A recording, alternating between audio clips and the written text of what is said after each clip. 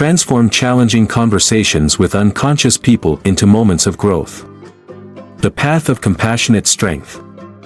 We all encounter moments when we find ourselves in conversations that test the very limits of our patience, understanding, and kindness.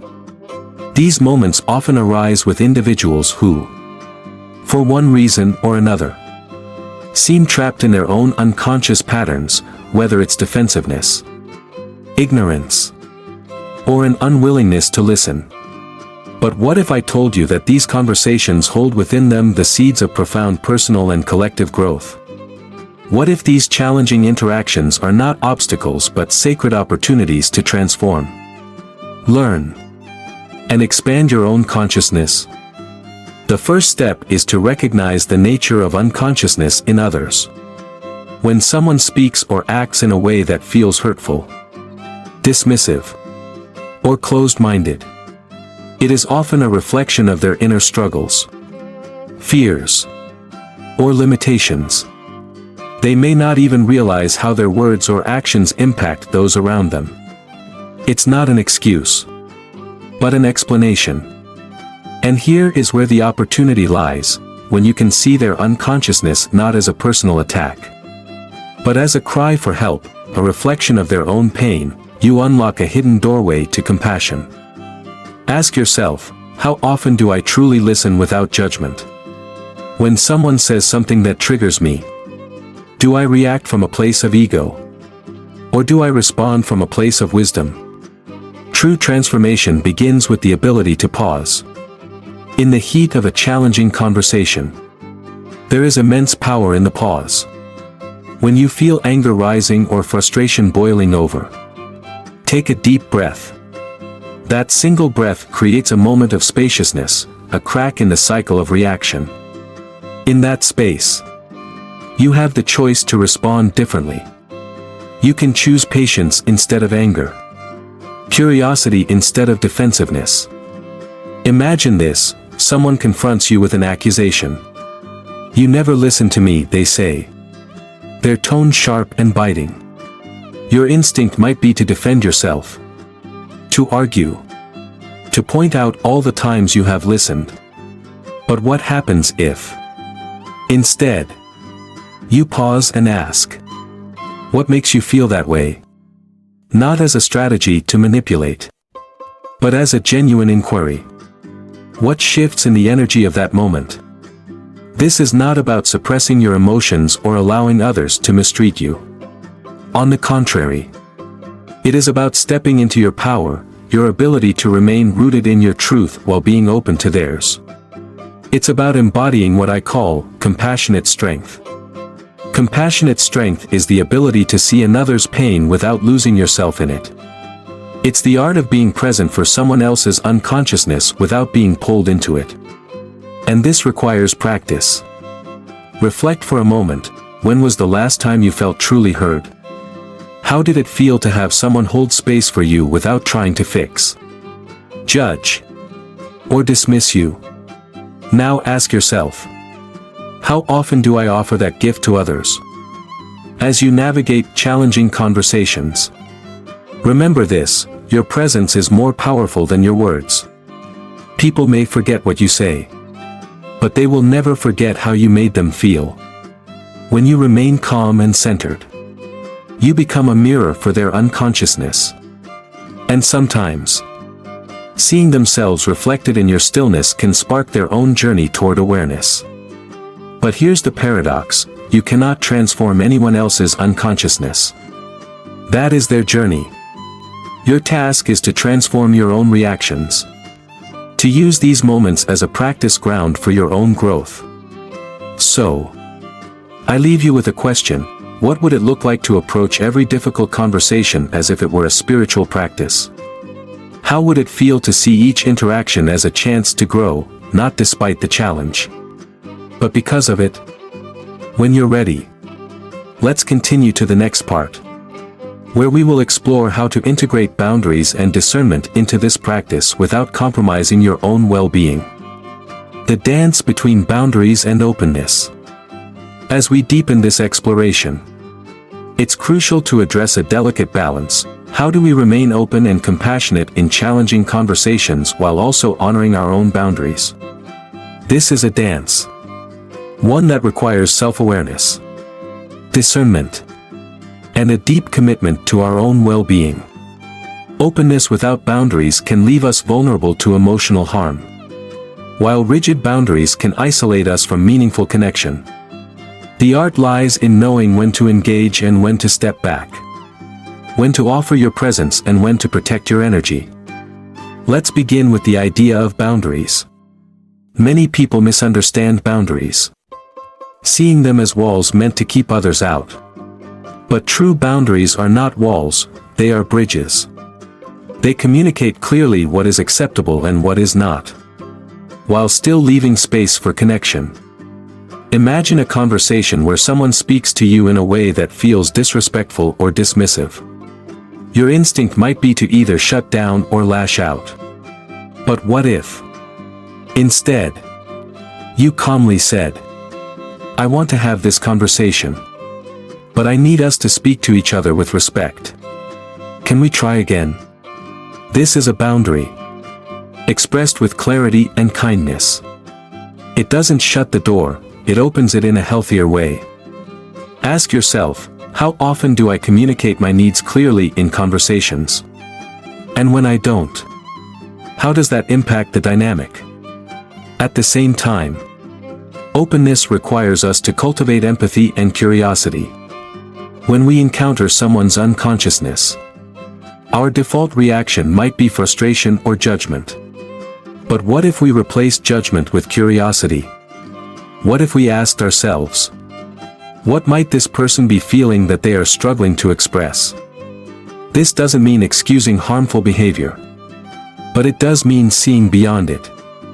For example, if someone criticizes you harshly, it might be a reflection of their own insecurities or unmet needs. By recognizing this, you can respond with understanding rather than defensiveness. But here's where the dance becomes intricate. Not every conversation is meant to be transformative.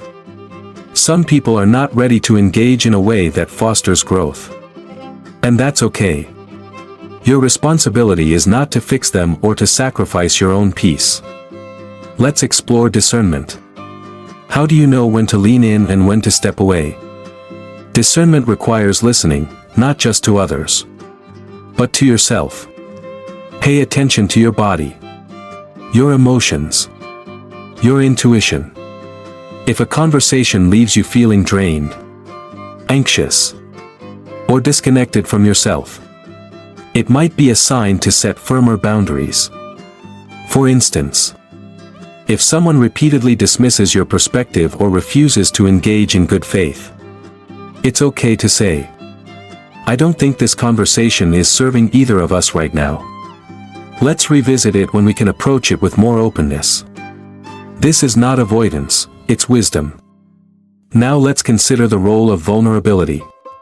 True openness requires us to be vulnerable, to share our own feelings and experiences without fear of rejection. But vulnerability must be paired with discernment. Not everyone has earned the right to hear your story. Reflect on this. Who in your life has proven themselves to be a safe space for your vulnerability? And how can you cultivate more relationships like that? One of the most powerful tools in this dance is the ability to name what is happening in the moment. For example, if someone is interrupting you repeatedly, you might say, "I feel like I'm not being heard right now. Can we pause so I can finish my thought?"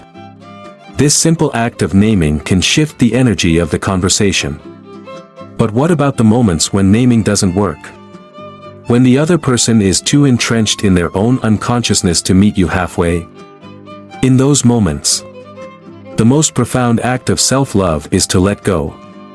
Letting go doesn't mean giving up, it means releasing the need for control.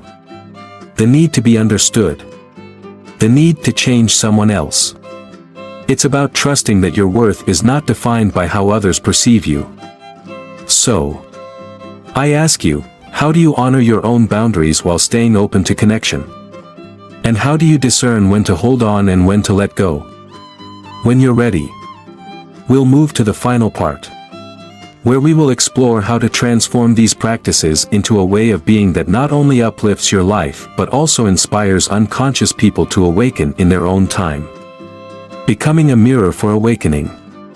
As we arrive at the heart of this journey, we turn to a profound question: how can you become a source of transformation for others, not through force or persuasion, but by embodying a presence so authentic and radiant that it invites others to awaken?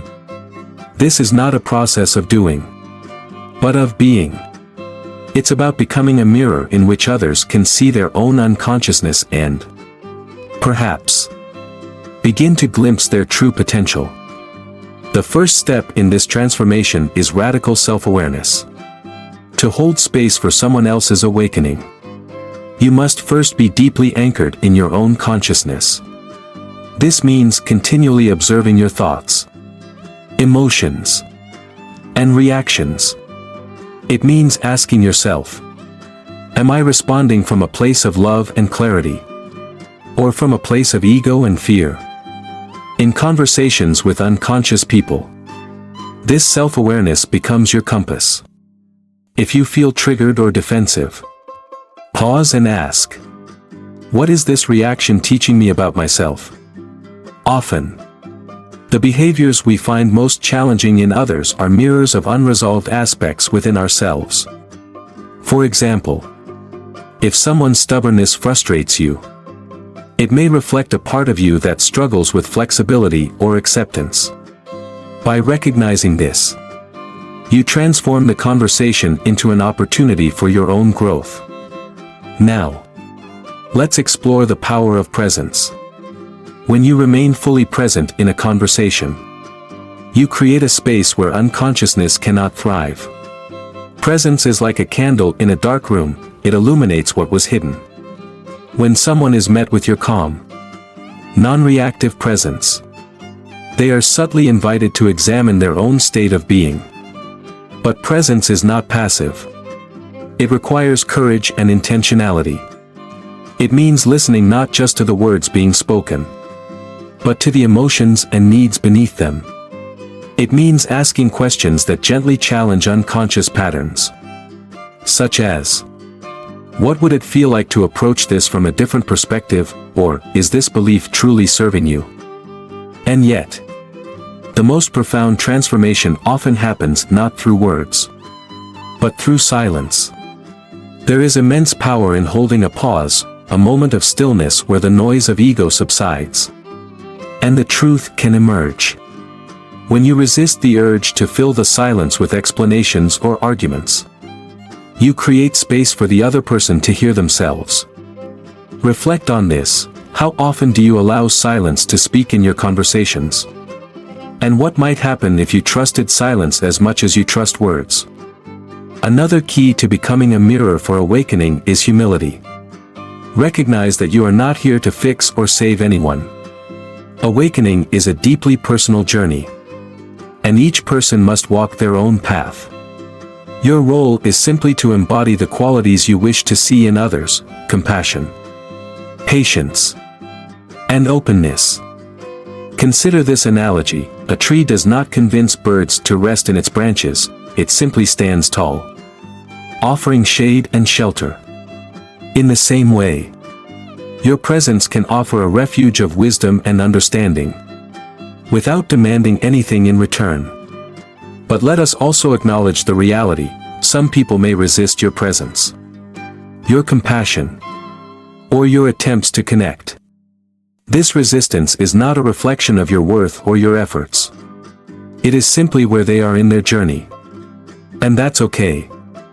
This brings us to the practice of non-attachment. Non-attachment does not mean indifference, it means loving without clinging, offering without expecting, and engaging without needing a specific outcome.